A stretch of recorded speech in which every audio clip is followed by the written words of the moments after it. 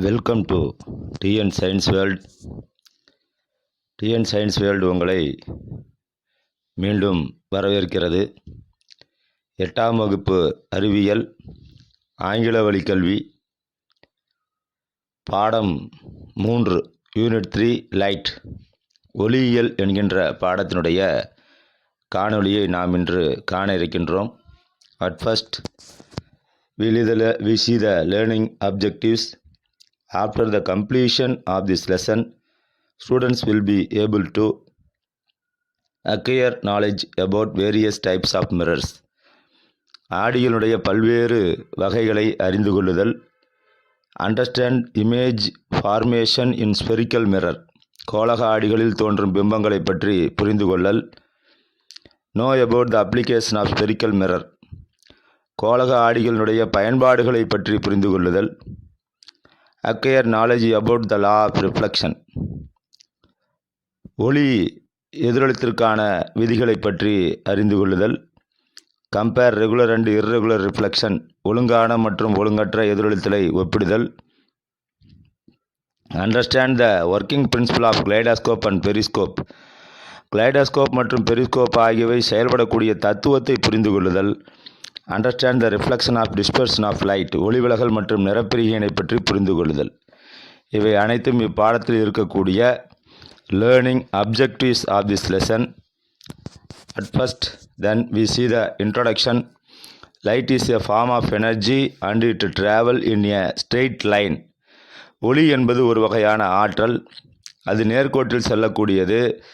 சமதள ஆடிகளை போன்ற பளபளப்பான பொருள்களிலே எவ்வாறு ஒளி எதிரொலிக்கிறது என்பதை நீங்கள் கீழ் வகுப்பிலேயே மிகவும் அதிகமாக படித்திருப்பீர்கள். அதன் பின்பு ஆடிகளை பற்றி பார்க்க இருக்கின்றோம். The mirror is an optical device with an polished surface that reflects the light falling on it.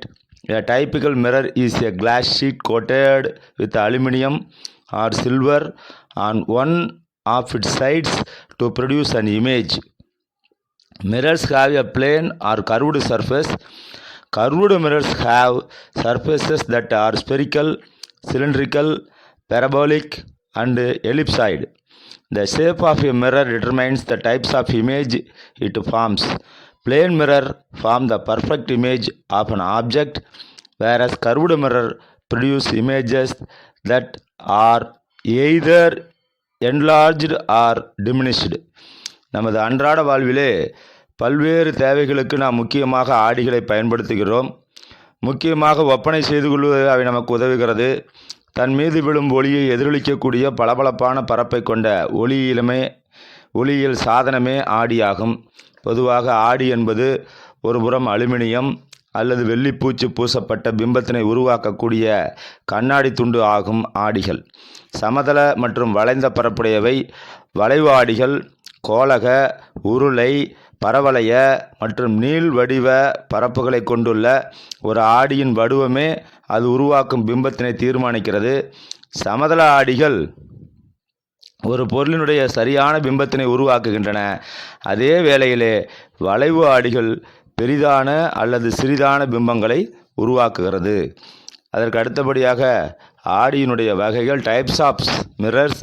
ஆடிகள் plane mirror, curved mirror, spherical mirror, cylindrical mirror, parabolic mirror and ellipsoid mirror என ஆடிகள் 5-6 வகையாக பிரிக்கப்பட்டுள்ளது. ஆடிகளிலே முதலிலே சமதள ஆடிகள், வளைவு ஆடிகள் என 2 வகையாக பிரிக்கப்படுகிறது. வளைவு ஆடிகள் பார்த்திங்கன்னா கோளக ஆடிகள், உருளை ஆடிகள், பரவளைய ஆடிகள், நீள்வட்ட ஆடிகள் என 4 வகையாக பிரிக்கப்பட்டிருக்கிறது. முதலாக இருக்கக்கூடியது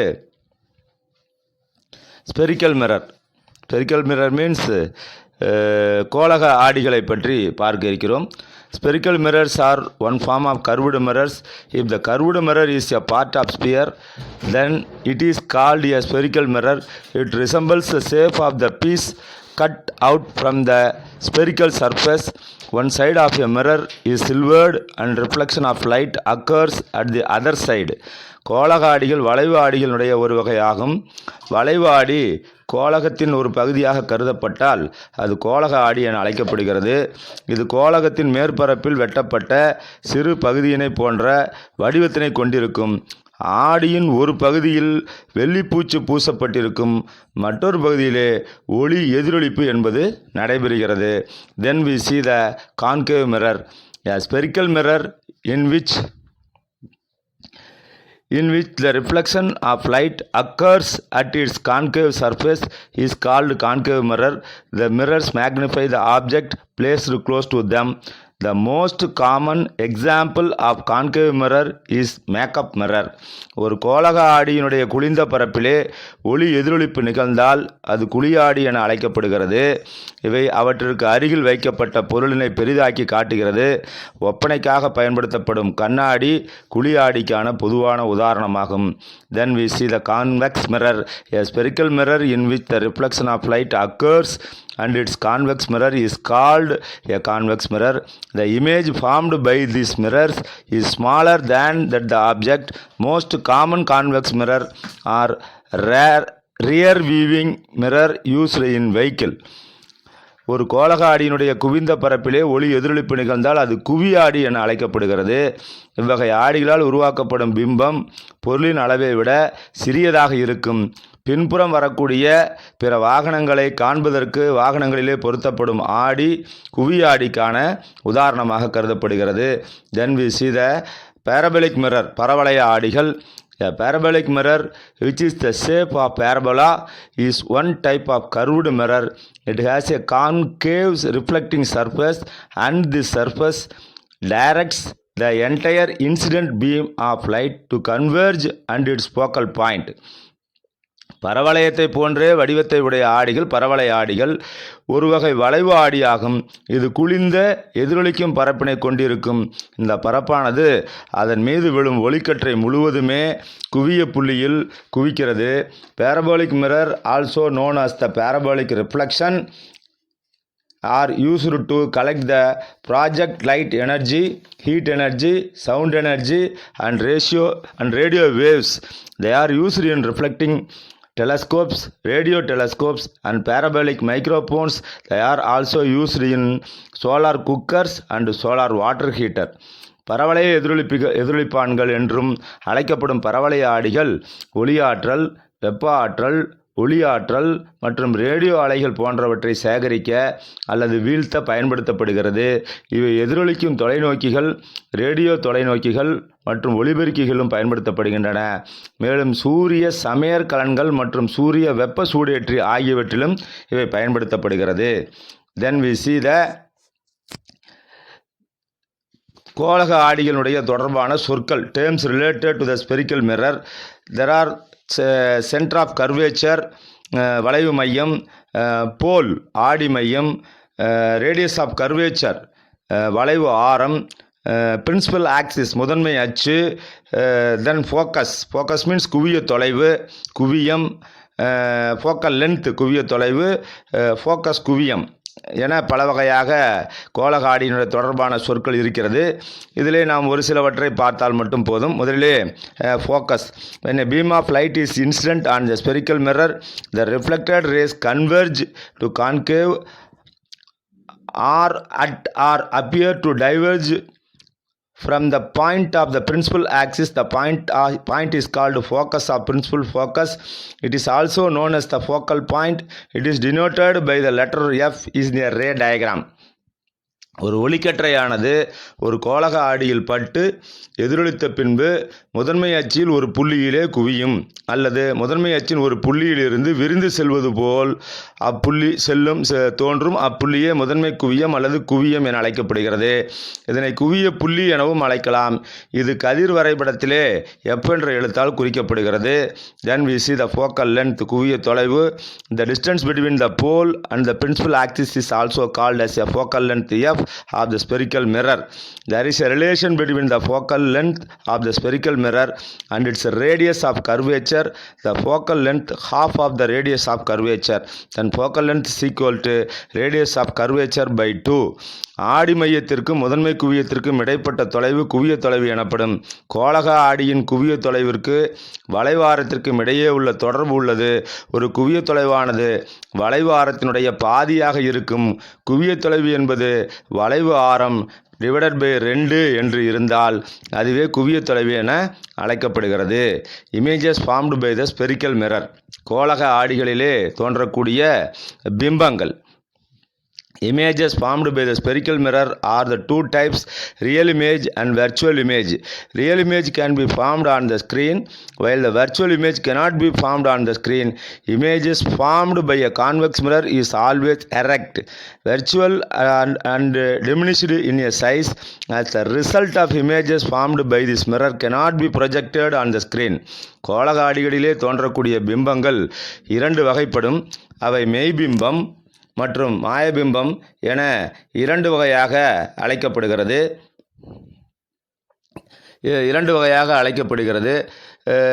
மாயபிம்பம் மற்றும் மெய்பிம்பங்களை திரையில் பிடிக்க இயலும். ஆனால் மாயபிம்பங்களை திரையிலே பிடிக்க இயலாது. குவியாடி தோற்றுவிக்கும் பிம்பங்கள் எப்பொழுதும் நேரான அளவிலே சிறிய மாயபிம்பமாகவே இருக்கும். எனவே இவ்வகை ஆடிகளால் தோற்றுவிக்கப்படும் பிம்பங்களை திரையில் வீழ்த்தி பிடிக்க முடியாது. The characteristics of an image are determined by the location of the object. As the object gets closer to concave mirror, the image gets larger until attaining approximately the size of the object. When it reaches the center of curvature of the mirror, as the object moves away, the image diminishes in the size gets gradually closer to the focus until it is reduced to point at the focus. When the object is at an infinite distance from the mirror, the size and the nature of the image formed by the convex mirror as given அப்படின்னு சொல்லியிருக்காங்க. பொதுவாக குழியாடியின் முன்னால் பொருள்கள் வைக்கப்படும் பொழுது இடத்தை பொறுத்து உருவாகும் பிம்பத்தினுடைய தன்மை தீர்மானிக்கப்படுகிறது. பொருள் ஒன்று குழியாடியை நோக்கி வரும் பொழுது அதனுடைய பிம்பம் பெரிதாகி கொண்டே செல்லும். அது ஆடி மையத்தை அடையும் பொழுது பிம்பத்தினுடைய அளவானது பொருளின் அளவிற்கு சமமாக இருக்கும். பொருளானது ஆடியை விட்டு விலகி செல்லும் பொழுது பிம்பத்தினுடைய அளவு சிறியதாகி இறுதியில் முக்கிய குவியத்தில் தோன்றுகிறது. பொருளானது ஈரில்லா தொலைவிற்கு செல்லும் பொழுது அதனுடைய பிம்பமானது முக்கிய குவியத்தில் ஒரு புள்ளி போல தோன்றும். குவிய ஆடியினால் தோன்றும் பிம்பத்தினுடைய அளவு, அதனுடைய தன்மை ஆகியவை நமக்கு அட்டவணையாக வழங்கப்பட்டுள்ளது. குழியாடிகள் மெய்பிம்பங்களை தோற்றுவிக்கின்றன. இவை திரையில் பிடிக்க இயலும். Concave mirror as a real image and it can be caught on the screen. Unlike convex mirror, concave mirror show different types of images depending on the position of the object in front of the mirror. The position, size, nature of the image will be vary. அந்த மாதிரி வெவ்வேறு வகையான குழியாடிகள் வெவ்வேறு வகையான பிம்பங்களை தோற்றுவிக்கும். ஆடியின் முன்னர் பொருள் வைக்கப்படும் பொழுது இடத்தை பொறுத்து பிம்பத்தினுடைய நிலை, அளவு மற்றும் தன்மை ஆகியவை மாறுபடுகின்றன. குழியாடியில் தோன்றும் பிம்பங்களுடைய தொகுப்பையும் அட்டவணையில் வழங்கப்பட்டுள்ளது. கொடுக்கப்பட்டுள்ள அட்டவணையிலிருந்து குழியாடியினுடைய எப்பொழுதும் பிம்பம் எப்படி இருக்கிறது என்பதை நாம் இங்கு காண இருக்கின்றோம். Image formed by the convex mirror. குவியாடியில் தோன்றும் பிம்பம் அட் இன்ஃபினிட்டி ஈரில்லா தொலைவிலே இருந்தால் பிம்பத்தினுடைய நிலை எஃப்பில் இருக்கும். பிம்பத்தினுடைய அளவு புள்ளி அளவிற்கு மிகச் சிறியதாக high diminished and point sized. Nature of the image விம்பத்தினுடைய தன்மை நேரான மாயபிம்பமாக இருக்கும். அதன் அருகே அடுத்ததாக ஈரில்லா தொலைவிற்கும் ஆடி மையத்திற்கும் இடையே between the infinity and at the point of pole P, between P and F, diminished P-க்கும் F-க்கும் இடையிலே சிறியது virtual and erect நேரான மாயபிம்பம் தோன்றும். அதற்கு அடுத்தபடியாக அடுத்த அட்டவணையிலே image formed by the concave mirror. Position of the object பொருளினுடைய நிலை, பிம்பத்தினுடைய நிலை position of the image, image size பிம்பத்தினுடைய அளவு, நேச்சர் ஆஃப் த இமேஜ் பிம்பத்தினுடைய தன்மை. அட் இன்ஃபினிட்டி ஈரில்லா தொலைவிலே இருந்தால் எஃப்பிலேயும் பிம்பத்தினுடைய அளவு மிகச் சிறியதாகவும் பிம்பத்தின் தன்மை தலைகீழான மெய்பிம்பம் real and inverted. Beyond C beyond C mean சிக்கு அப்பால் இருந்தால் சிக்கும் எஃப்க்கும் இடையிலே பிம்பம் தோன்றும், சிறியதாக இருக்கும், தலைகீழான மெய்பிம்பமாக இருக்கும். Real and inverted. அட்டு சிக்கும் எஃப்க்கும் இடையிலே சியில் இருந்தால் அதனுடைய பிம்பத்தினுடைய நிலை சியிலே இருக்கும். பிம்பத்தினுடைய அளவு பொருளின் அளவு எந்த அளவு உள்ளதோ அதே அளவாக இருக்கும். Same size of the object. Real and inverted. Between C and F சிக்கும் எஃப்க்கும் இடையில் இருந்தால் பியாண்ட் சிக்கு அப்பால் இருக்கும், மேக்னிஃபைடு அளவிலே பெரியதாக இருக்கும். Real and inverted. தலைகீழான மெய்பிம்பம் தோன்றும். அட் எஃப்பில் இருந்தால் ஈரிலா தொலைவிலே அட் இன்ஃபினிட்டி ஹைலி மேக்னிஃபைடு மிகப்பெரியதாக இருக்கும். Real and inverted. தலைகீழான மெய்பிம்பம் தோன்றும். எஃப்க்கும் பிக்கும் இடையிலே between F and P behind the mirror ஆடிக்கு பின்னால் மேக்னிஃபைடு பெரியது. Virtual and erect. நேரான மாயபிம்பத்தை தோற்றுவிக்கும். இதுவே நமக்கு கொடுத்திருக்கக்கூடிய concave and convex mirror to form as the images என்னென்ன என்பதை நமக்கு இங்கே தெளிவாக கொடுத்துருக்காங்க. அதற்கு அடுத்தபடியாக பார்த்தோம்னா அப்ளிகேஷன் ஆஃப் கர்வ்டு மிரர். வளைவு ஆடியினுடைய பயன்கள் என்ன? Concave mirror R used while applying makeup R saving as they provide the magnified image. பெரிதான பிம்பத்தை உருவாக்குவதால் ஒப்பனை கண்ணாடியாகவும் முகச்சவர கண்ணாடியாகவும் குழியாடிகள் பயன்படுத்தப்படுகின்றன. They are used in torches, searchlights and headlights and they direct to light to a long distance. ஒளியை நீண்ட தூரத்திற்கு கொண்டு செல்லக்கூடிய பரவச் செய்தால் டார்ச் விளக்குகள், தேடும் விளக்குகள் மற்றும் வாகனங்களுடைய முகப்பு விளக்குகளிலே குழியாடிகள் பயன்படுத்தப்படுகிறது. They can collect the light from a large area and focus into a small spot. Hence they are used in solar cookers. குழியாடிகள் பரந்த பரப்புகளிலிருந்து ஒளியினை சேர்த்து ஒரு புள்ளியிலே குவியச் செய்கின்றன. எனவே இவ்வகை ஆடிகள் சூரிய சமையற்கலன்களிலே பயன்படுகின்றன. They are used as a head mirror by doctors to examine the eyes, ear, nose and throats as they provide the shadow free illuminations of the organ. நிழலை ஏற்படுத்தாமல் உறுப்புகளை தெளிவாக காட்டுவதால் கண், காது, மூக்கு, தொண்டை பகுதியினை சோதித்து பார்ப்பதற்கு மருத்துவர்கள் அணிந்திருக்கும் தலைக்கண்ணாடிகள் குழியாடிகள் பயன்படுத்தப்படுகின்றன. They are also used in reflecting telescope. எதிரொலிக்கும் தொலைநோக்கிகளிலும் குழியாடிகள் பயன்படுத்தப்படுகிறது. Then the uses of convex mirror. Convex mirror are used to the vehicle as rear view mirror because they are giving an upright images and provide the wider field of the view and they are curved outwards. குவியாடிகள் வாகனங்களின் பின்காட்சி ஆடிகளாக பயன்படுத்தப்படுகின்றன. இவை வெளிப்புறம் வளைந்திருப்பதால் நேரான பிம்பம் மற்றும் அகன்ற பார்வை புலத்தை தருகிறது. They are found in the hallways of various buildings including hospitals, hotels, schools and stores. They are usually mounted on a wall or ceiling where hallway make a sharp turns. மருத்துவமனைகள், தங்கும் விடுதிகள், பள்ளிகள் மற்றும் அங்காடிகள் பயன்படுத்தப்படுகின்றன. பெரும்பாலும் குறுகிய வளைவுகள் கொண்ட கட்டிடத்தின் சுவர்கள் அல்லது கூரைகளில் இந்த ஆடிகள் பொருத்தப்பட்டிருக்கும். They are also used on roads where there are sharp curves and turns. சாலைகளிலே மிகவும் குறுகிய மற்றும் நுட்பமான வளைவுகளிலே குவியாடிகள் பயன்படுத்தப்படுகிறது. அதன் பின்னதாக இருக்கக்கூடியது லா ஆஃப் ரிஃப்ளெக்ஷன். எதிரொலிப்பு விதிகள் என்றால் என்ன என்பதை பற்றி நாம் சொல்ல வேண்டும். எதிரொலிப்பு விதிகள் என்றால் என்ன என்பதை பார்த்தோமானால், reflection involves two rays, instant ray and reflected ray. The instant ray is the light of ray in a medium falling on the shiny surface of a reflecting body. After falling on the surface, this ray return into the same medium. This ray is called the reflected ray. And as an imaginary line perpendicular to the reflecting surface at the point of incidence of the light ray is called as a normal. The relation between the incident ray and the reflected ray and the normal is given as the laws of reflection.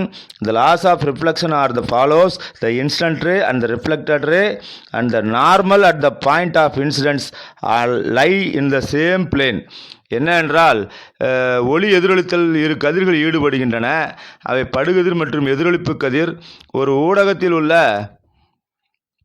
ஒரு ஊடகத்தில் பளபளப்பான எதிரொலிக்கும் தளத்தின் மீது விழக்கூடிய ஒளிக்கதிர் படுகதிர் எனவும், ஒளியானது அப்பரப்பின் மீது பட்ட பிறகு அதே ஊடகத்திற்கு திரும்ப வருகிறது. இந்த ஒளிக்கதிர் எதிரொலிப்பு கதிர் எனப்படும்.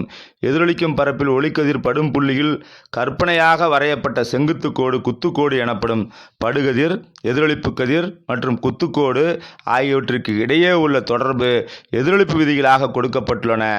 அவை என்னவென்று பார்த்தோமானால், the incident ray, the reflected ray and the normal at the point of the incidence or lie on the same plane.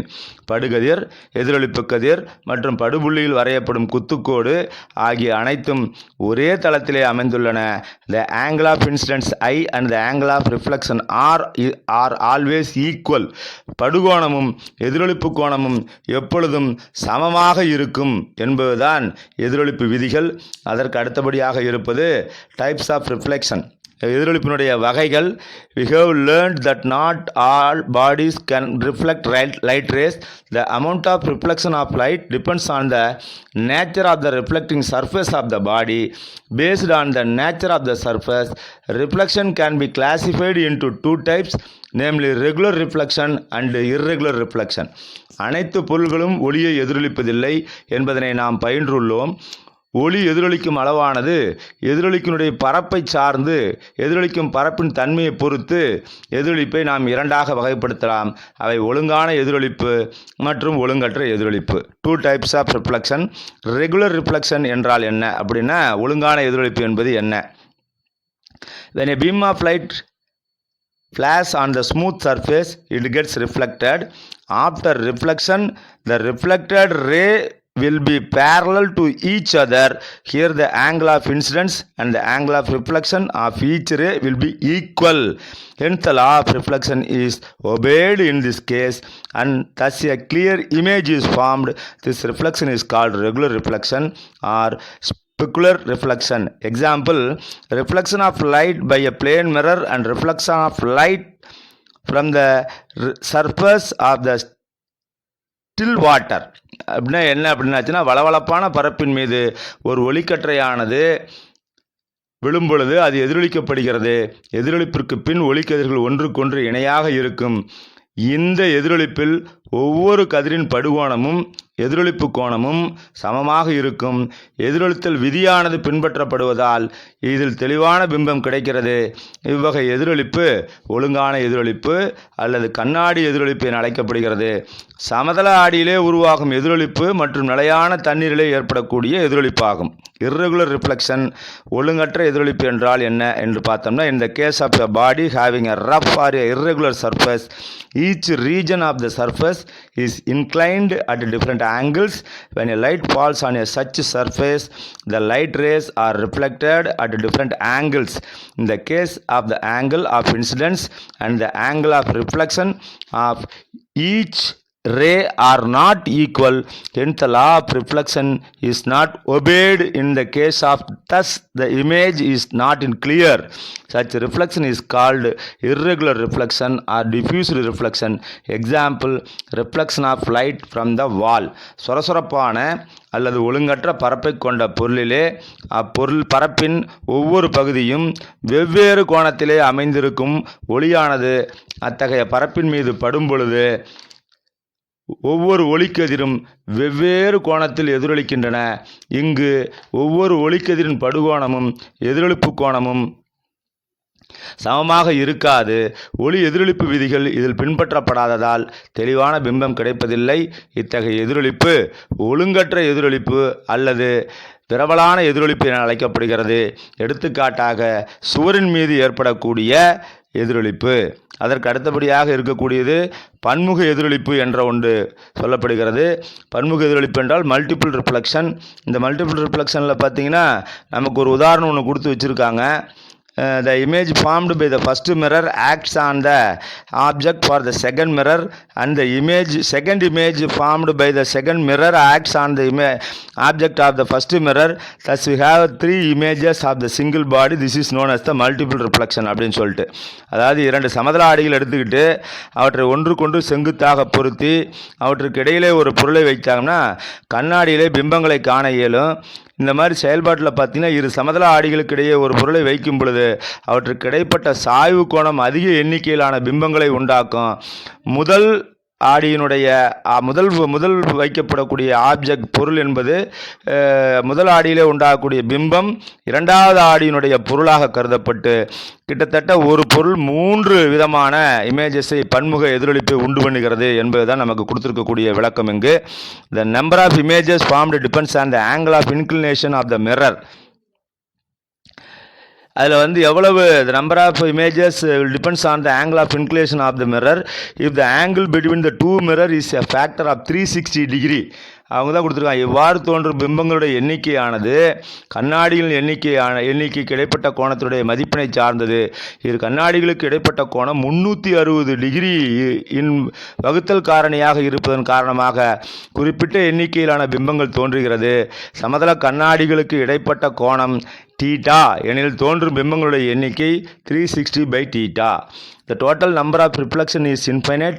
If theta is angle of inclination of the plane mirror, the number of images formed is equal to 360/θ minus 1.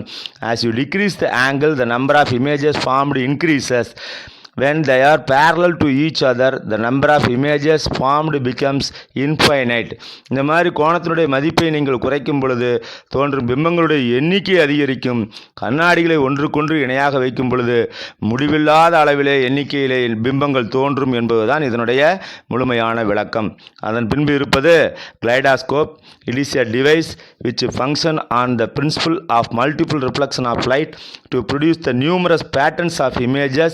It has 2 or more mirror inclined to each other. It can be designed from inexpensive material. The colorful images pattern formed by this will be pleasing to you. The instrument is used as the toy for children. இது ஒளியினுடைய பன்முக எதிரொலிப்பை தத்துவத்தின் அடிப்படையிலே செயல்பட்டு எண்ணற்ற பிம்பங்களை உருவாக்கக்கூடிய சாதனமாகும். இது ஒன்றுக்கொன்று சாய்வான 2 அல்லது அதற்கு மேற்பட்ட கண்ணாடிகளை கொண்டு காணப்படுகிறது. விலை குறைந்த பொருள்களை கொண்டு இதனை வடிவமைக்கலாம். இக்கருவி உருவாக்கும் வண்ணமயமான பிம்பங்கள் உங்களை மகிழ்ச்சியூட்டக்கூடியவை. இந்த சாதனமானது குழந்தைகளால் விளையாட்டு பொருளாக பயன்படுத்தப்படுகிறது என்பதுதான் நிதர்சனமான உண்மை. அதற்கு அடுத்தபடியாக periscope. It is an instrument used for viewing bodies on ships. Ship means கப்பல்களிலே which are over the around another body of submarine. நீர்மூழ்கி கப்பல்களே. It is based on the principle of the law of reflection of light. It consists of a long outer case and the inside of the case of the mirror prism and kept at each end inclined at the angle of 45 degree. Light coming from the distant body falls on the mirror at the top end of the periscope and gets reflected vertically downward. The light is reflected again the second mirror kept on the bottom so as to travel horizontally and reach the eye of the observer. In some complex periscopes, optic fiber is used instead of mirrors for obtaining a higher resolution. The distance between the mirror varies depending on the purposes. ஒரு பொருள் அல்லது நீர்மூழ்கி கப்பலுக்கு மேலாக அல்லது அதை சுற்றியுள்ள பிற பொருள்கள் அல்லது கப்பல்களை பார்க்க பயன்படுத்தக்கூடிய கருவியே பெரிஸ்கோப் ஆகும். ஒளி எதிரொலித்தல் விதிகளுடைய அடிப்படையிலே இக்கருவியானது செயல்படுகிறது. இது நீண்ட வெளிப்பகுதியை கொண்டுள்ளது.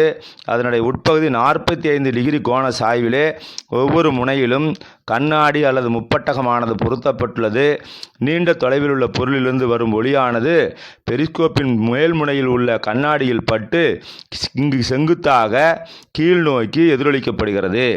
இவ்வாறு வரும் ஒளியானது பெரிஸ்கோப்பின் கீழ்ப்பகுதியில் உள்ள கண்ணாடியில் பட்டு எதிரொலிக்கப்பட்டு கீழ்மட்ட திசையில் சென்று பார்ப்பவரின் கண்களை அடைகிறது. சிக்கலான அமைப்புடைய சில வகை பெரிஸ்கோப்புகளில் உயர் காட்சி திறனை பெறுவதற்காக கண்ணாடிகளுக்கு பதிலாக ஒளி இழைகள் பயன்படுத்தப்படுகின்றன. பயன்பாட்டை பொறுத்து இதனுடைய உட்பகுதியில் உள்ள கண்ணாடிகளுக்கு இடையே உள்ள தூரமானது மாற்றியமைக்கப்படுகிறது. The distance between the mirrors varies depends upon the purposes. பயன்பாட்டுக்கு ஏற்ப மாற்றியமைக்கப்படுகிறது. Then the uses of periscope. Periscope எங்கு பயன்படுத்தப்படுகிறது என்றால், it is used to warfare and navigation on the submarine. போர்களிலும் நீர்மூழ்கி கப்பல்கள் வழிநடத்துவதற்கும் பெரிஸ்கோப் பயன்படுத்தப்படுகிறது. In military, it is used for pointing and firing guns from a bunker. பதுங்கு குழியிலிருந்து இலக்கினை நோக்கி பார்ப்பதற்கும் சுடுவதற்கும் இராணுவத்தில் இது பயன்படுத்தப்படுகிறது. Photographs of important places can be taken through the periscope without trespassing restricted military regions. தடை செய்யப்பட்ட இராணுவ பகுதிகளுக்குள் செல்லாமலேயே பெரிஸ்கோப்பினை பயன்படுத்தி அந்த இடங்களை புகைப்படம் எடுக்க முடியும். Fibre optics periscope are used by doctors and endoscopes to view the internal organ of the body. உடல் உள்ளுறுப்புகளை பார்ப்பதற்கு ஒளி இழை பெரிஸ்கோப்பினை மருத்துவர்கள் பயன்படுத்துகிறார்கள். Then we see the refraction of light, ஒளி விலகல். We know that which are light ray fall on a polished surface placed in air, it is reflected into air itself. When it falls on a transparent material, it is not reflected completely. By a part of it's reflected and a part of is observed, and the most of the light passes through it. Through the air, light travels with the speed is 3 × 10⁸ meters second to the power of -1. But it cannot travel with the same speed in water or glass because optically denser medium such as a water and glass offer some resistance to the ray of light rays. காற்றில் வைக்கப்பட்டுள்ள பளபளப்பான பரப்பின் மீது ஒளியானது படும் பொழுது அது மீண்டும் காற்றிலேயே எதிரொலிக்கும் என்பது நமக்கு தெரியும். ஒளி ஊடுருவும் பொருளின் மீது ஒளியானது படும் பொழுது அது முழுவதுமாக எதிரொலிக்கப்படாமல் ஒரு பகுதி மட்டுமே எதிரொலிக்கப்படுகிறது. மறுபகுதியானது ஒளியானது உட்கவரப்படுகிறது. பெரும் பகுதி ஒளியானது ஒளி ஊடுருவும் பொருளின் வழியே கடந்து செல்கிறது. காற்றின் வழியாக ஒளியானது 3 × 10⁸ மீட்டர் வினாடி டு தி பவர் ஆஃப் -1 என்ற திசை வேகத்தில் பயணிக்கிறது. ஆனால் இதே அளவு திசை வேகத்தில் ஒளியானது நீர் அல்லது கண்ணாடி வழியே பயணிக்காது. ஏனென்றால் அடர்த்தி அதிகமான நீர் மற்றும் கண்ணாடி பகுதியிலே ஒளிக்கதிர்கள் ஓர் தடையை ஏற்படுத்துகிறது என்பதே இதற்கு கொடுத்திருக்கக்கூடிய சரியான விளக்கம். when the light ray அதே போல் ஒரு light ray travel from the rarer medium into denser medium it bends towards a normal and when it travel from the denser medium into a rarer medium, it bends away from the normal. You can observe the phenomenon with the help of the activity given below. அடர்குறை ஊடகத்திலிருந்து அடர்மிகு ஊடகத்திற்கு ஒளியானது செல்லும் பொழுது செங்குத்து கோட்டை நோக்கி அது விலகல் அடையும். அடர்மிகு ஊடகத்திலிருந்து அடர்குறை ஊடகத்திற்கு ஒளியானது செல்லும் பொழுது செங்குத்து கோட்டை விட்டு அது விலகிச் செல்லும். இந்த நிகழ்வினை ஒரு செயல்பாடு மூலமாக நமக்கு தெளிவாக விளக்கியிருக்கிறார்கள். தென் ரிஃப்ராக்டிவ்ஸ் ஆஃப் லைட். ரிஃப்ராக்டிவ் ஒளி விலகல் எண். ஒளி விலகல் என்றால் என்ன என்பது அடுத்ததாக வரக்கூடியது. Refraction of light in a medium depends on the speed of light in that medium. when the speed of light in a medium is more, the bending is less, and when the speed of light is less, the bending is more. அதாவது ஒளி ஓர் ஊடகத்தில் ஏற்படும் ஒளி விலகல் அந்த ஊடகத்தில் செல்லும் ஒளியின் திசை வேகத்தினை சார்ந்தது. ஓர் ஊடகத்தில் ஒளியின் திசை வேகம் அதிகமாக இருக்கும் பொழுது ஒளி விலகல் எண் குறைவாகவும், ஒளியின் திசை வேகம் குறைவாக இருக்கும் பொழுது ஒளி விலகல் அதிகமாகவும் இருக்கும் என்பதுதான் இதனுடைய அர்த்தம். The amount of refraction of light is a medium is denoted by the term known as the refractive index of the medium, which is the ratio of the speed of light in the air to the speed of light in the particular medium. It also known as the absolute refractive index, and it is denoted by the Greek letter mu, produced by the sound of mu அப்படின்னு சொல்லியிருக்கிறாங்க. ஒளி ஒரு ஊடகத்திலிருந்து விலகல் அடையும் அளவானது அந்த ஊடகத்தின் ஒளி விலகல் எண் என்னும் பதத்தால் குறிக்கப்படுகிறது. இது காற்றில் ஒளியின் திசை வேகத்திற்கும் ஒரு குறிப்பிட்ட ஊடகத்தில் ஒளியின் திசை வேகத்திற்கும் இடையே உள்ள தகவு ஆகும். இது தனித்த ஒளி விலகல் எண் என அழைக்கப்படுகிறது. அப்சல்யூட் ரிஃப்ராக்டிவ் இண்டெக்ஸ் மியூ என அழைக்கப்படுது. உச்சரிப்பு கிரேக்க எழுத்தின் மூலம் வழங்கப்படுகிறது. மியூஸ் ஈக்குவல் டு காற்றிலே ஒளியினுடைய திசை வேகம் c டிவைடட் பை ஊடகத்தில் ஊடகத்திலே ஒளியினுடைய திசைவேகம். mu equal to speed of light in air c divided by speed of light in the medium v. நமக்கு அதற்கு பதிலாக ஒரு அட்டவணை ஒன்று வழங்கப்பட்டு ரிஃப்ராக்டிவ் இண்டெக்ஸ் ஒளிவிலகல் எண்ணானது இரண்டு ஒரே மாதிரியான அளவீடுகளால் தகவு என்பதால் அதற்கு அலகு என்பது இல்லை என சொல்லிட்டாங்க. இதுக்கு refractive index as a ratio of the two similar quantities and it has no unit since the speed of light of any medium is less and that the speed of the air. Refractive index of any transparent medium is always greater than 1. Refractive index of the common substances are given below. ஒளிவிலகல் எண்ணானது இரண்டு ஒரே மாதிரியான அளவீடுகளின் தகவு என்பதால் அதற்கு அலகு இல்லை. எந்த ஒரு ஊடகத்திலும் ஒளியினுடைய திசைவேகம் காற்றில் உள்ள அதனுடைய திசைவேகத்தை விட குறைவாக இருப்பதால் ஒளி ஊடுருவக்கூடிய ஊடகத்தினுடைய ஒளிவிலகல் எண் ஒன்றை விட அதிகமாகவே இருக்கும். ஒரு சில பொருட்களுடைய ஒளிவிலகல் எண் நமக்கு அட்டவணை வாயிலாக வழங்கப்பட்டுள்ளது. காற்று ஏர் 1.0, வாட்டர் நீர் 1.33, ஈத்தர் 1.36, கெரோசின் மண்ணெண்ணெய் 1.41, சாதாரண கண்ணாடி ஆர்டினரி கிளாஸ் 1.5, குவார்ட்ஸ் வந்து 1.56, டைமண்ட் 2.41 என அதனுடைய ஒளிவிலகல் எண்கள் வழங்கப்பட்டுள்ளது. பொதுவாக வந்து பார்த்தோம்னாக்கா in general the refractive index of one medium with respect to another medium is given by the ratio of their absolute refractive index. I mu1 is equal to absolute refractive index of the second medium divided by absolute refractive index of the first medium. I mu2 is equal to c by v2 divided by c by v1. So therefore I mu2 is equal to v1 by v2. Thus the refractive index of one medium with respect to another medium is also given by the ratio of the speed of light in the first medium. Its speed is the second medium. பொதுவாக ஒரு ஊடகத்தினுடைய ஒளிவிலகல் எண்ணை பொறுத்து மற்றொரு ஊடகத்தினுடைய ஒளிவிலகல் எண் அவற்றின் தனித்த ஒளிவிலகல் எண்களுடைய தகவின் மூலம் பெறப்படுகிறது. 1 mu2 is equal to இரண்டாவது ஊடகத்தினுடைய தனித்த ஒளிவிலகல் எண் டிவைடட் பை முதல் ஊடகத்தில் தனித்த ஒளிவிலகல் எண். 1 mu2 is equal to c by v1 by c by v2 by c by v1 அல்லது 1 mu2 is equal to v1 by v2.